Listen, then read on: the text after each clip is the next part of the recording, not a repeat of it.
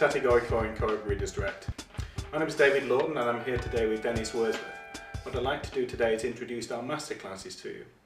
Today we are fresh off the BKKH National 2008, where Bill Oakley was awarded the Grand Champion, the Adult Champion and the Mature Champion Koi.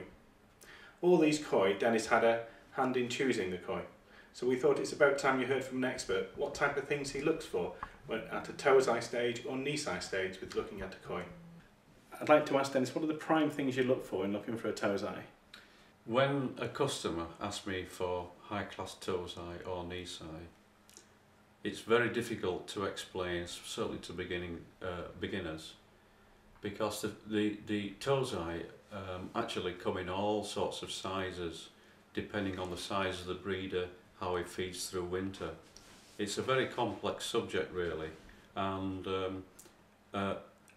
just quickly, the first thing you look for is skin quality, and that's so important on a young koi because that really comes out when the koi reaches 5-year-old, 6-year-old, 7-year-old, and a champion koi, which is probably in the region of say 10, 11, 12 years old, that's when the longevity of the koi starts at a Tosai stage. Obviously, it's very complex because you've got Sakai, Hiroshima, the bigger breeders who have different kinds of water, heating and facilities, especially water size, the amounts of ponds, the mud ponds for growing Tosai on. And it's a subject on its own, which when you're talking to breeders, you learn their different secrets.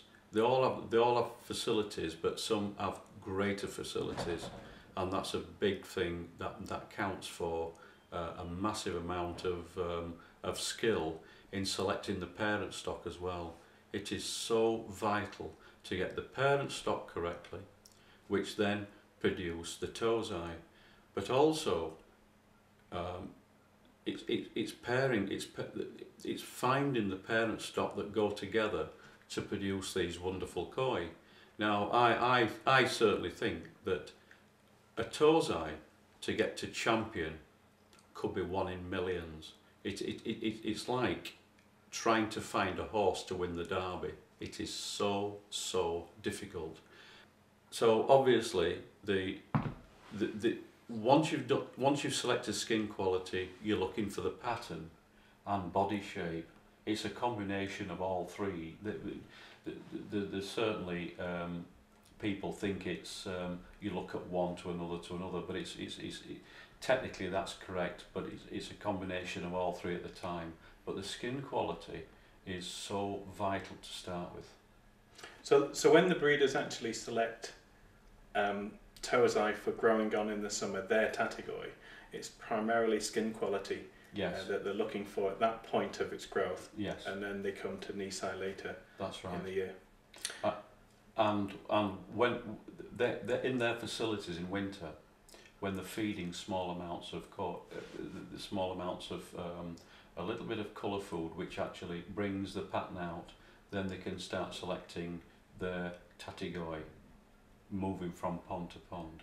And TateGoi, Tatishtar middle, is all they are technically selecting from September, October till they're back in the mud ponds in June, and also they're trying to improve the growth. People like Hasegawa have no facilities for growing Tosai on to a larger size. So is Tosai from say September to June are very small, but they do catch up in size up to Nisai.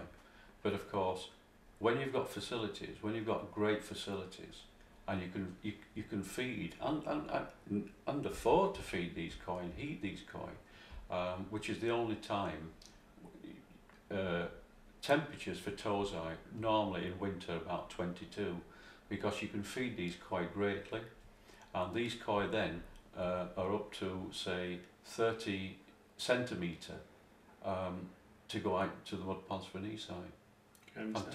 Fantastic growth. Well, thank you for that, Denis. We hope you enjoyed that first instalment of our masterclasses. We intend to do quite a few more of these, and the next instalment will be the knee size stage, and then we'll go on to sound sign above. Thank you for watching.